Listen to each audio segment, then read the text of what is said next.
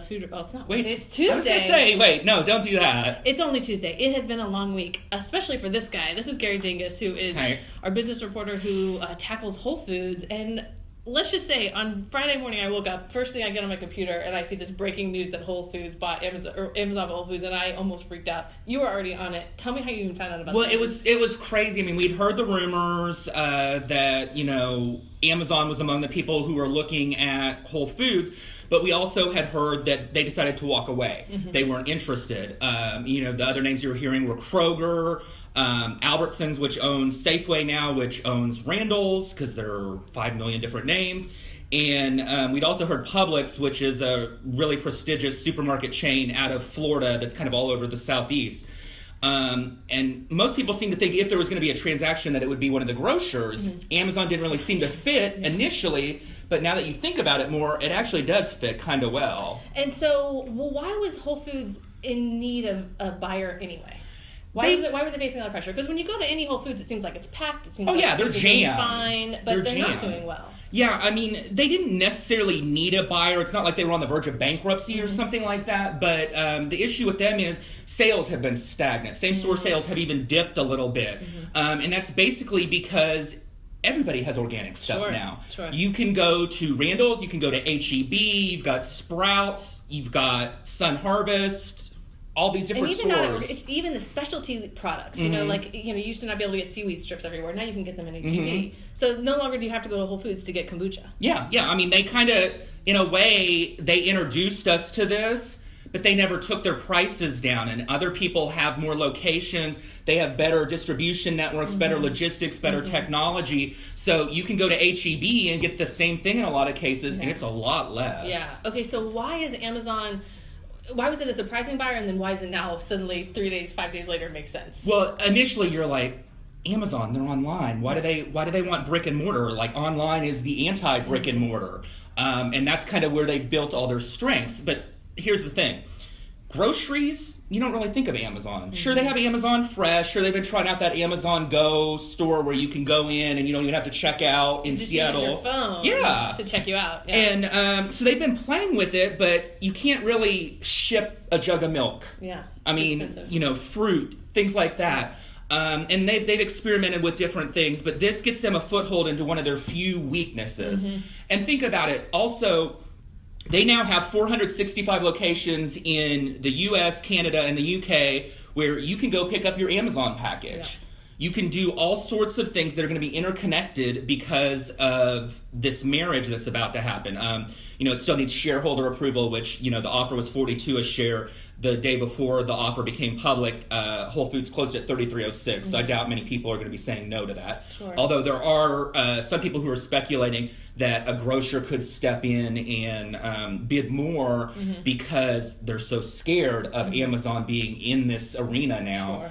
But it's only a matter of time because Amazon could then go and pick up Sprouts. They just announced a partnership with Delivery. I tried it out a couple weeks ago, and that was the big aha moment that I had. It's like, obviously, they want to be able to have a refrigerated warehouse in neighborhoods across the country, and that's all that this buy. And from where I sit, that's they're just buying warehouse space, but it just happens to also double as a store. Yeah. Because then they can send delivery drivers to go pick up the food, and once automated driving becomes part of this, there will just be a place where the automated car will come in, and there might be real life human shoppers inside who are doing the shopping. They'll put in the automated car and they'll go and deliver it. And I guarantee you that is how you're going to get your groceries in 10 years. Am I wrong? No. I mean, it's all coming. It's actually some of the analysts are saying that one of the ways that Amazon is expected to cut costs and make Whole Foods more competitive, which is pretty much a given at this point, that's going to be their focus, is to make Whole Foods lose that whole paycheck reputation that they have fought so hard to get rid of for years, if not decades. They're about 40 years old now. How the heck are they going to do that? Logistics, Amazon. So you think they will actually be able to lower prices, not just absorb the profits? Because that's one thing about Amazon is that they're willing to lose money in order to gain customers. We know that. We also know that Prime is subsidizing that loss. This is the membership that you guys know about. Which I think is probably going to get you free grocery delivery from Whole Foods in the near future, by the way. Well, and it already does with Sprouts. Yeah. Random side note, Instacart has a 5-year contract with Whole Foods. Do you think that'll just... I think there'll probably be a cash payment, and they'll go their separate ways, because I don't really see the two meshing. No way. But, look at Amazon, how good they are at logistics. their specialty in technology. Hello, they're a tech company. Sure. And one of the things that the activist investors like Jana Partners and Neuberger Berman had been criticizing Whole Foods for was their lack of technology advancements. So they can almost instantly roll out new technology.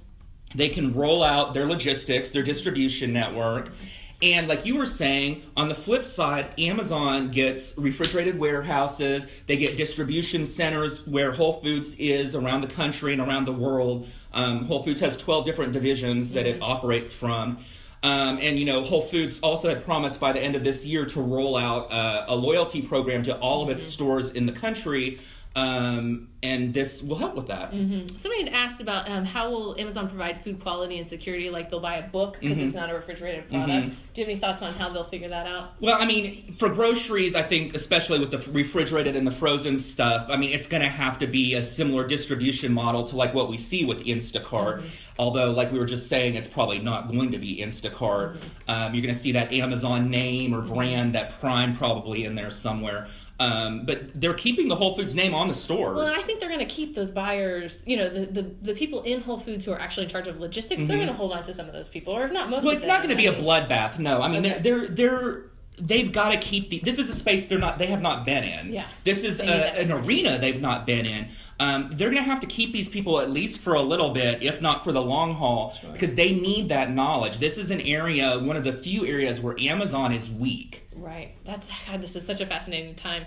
I read in the paper today that we are not expecting to see that cashiers will go away, at least in the immediate future. As Gary mentioned, there's a store up in Seattle where they're testing out this technology where, it basically eliminates cashiers. They've actually said that they employ the same number of people in that store as they do a traditional store, and I'm like, really? How do you... Well, I saw something where I think this is way overblown, and this is kind of like fear-mongering almost, but I saw some analyst yesterday who was saying that he thought Amazon could get a store down to as few as 3 employees.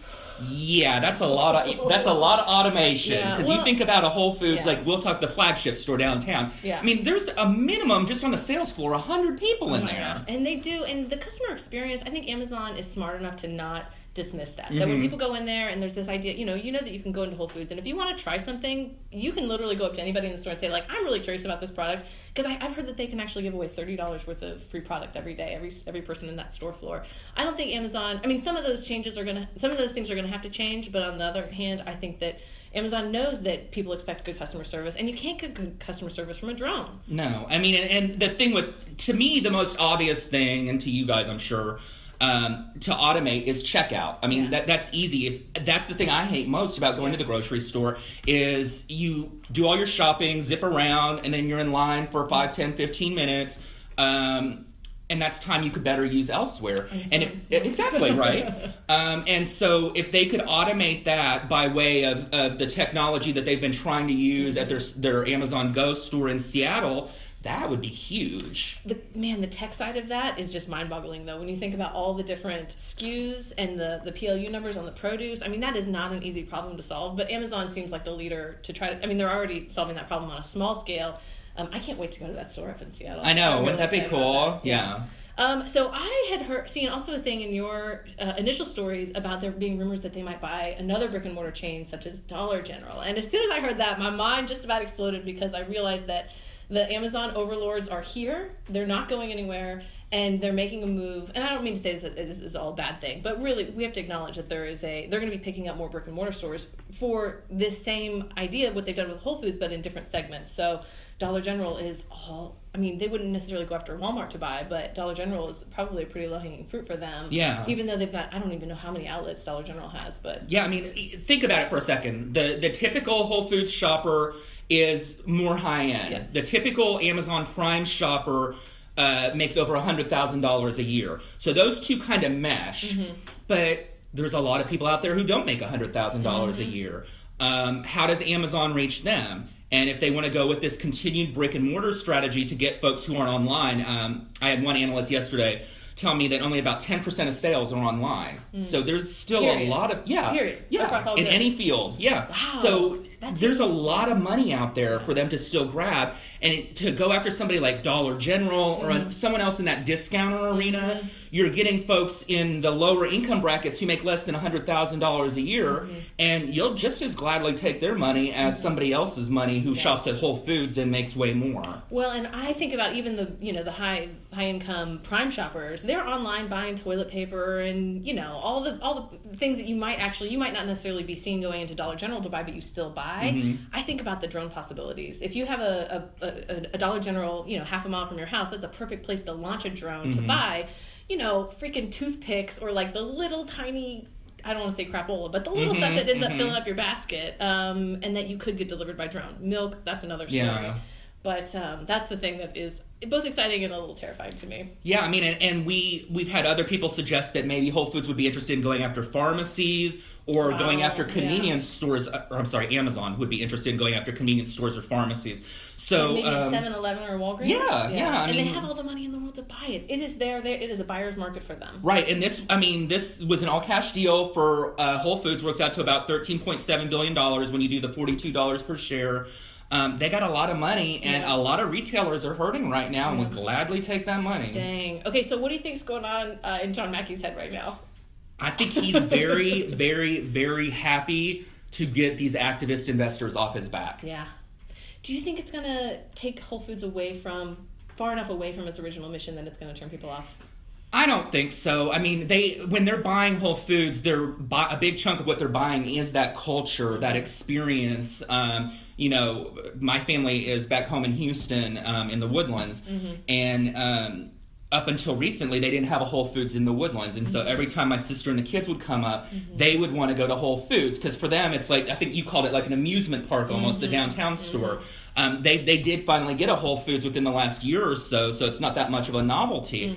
But I mean, it's going into Whole Foods is an experience, and stripping that down would be an incredibly stupid idea. So I think that other grocers right now, they have been for the past year, but especially this week, they are thinking, how do we make our store experience something that you can't avoid, that you who wants to sit at your computer and order groceries, which I hate doing, by the way. I love grocery shopping. It seems almost more tedious ordering online than just grabbing it in person. And then you don't get the right thing. Like, I ordered garlic from that Sprouts Prime Now delivery, and I got the elephant garlic. It is so annoying to cook with elephant garlic, by the way.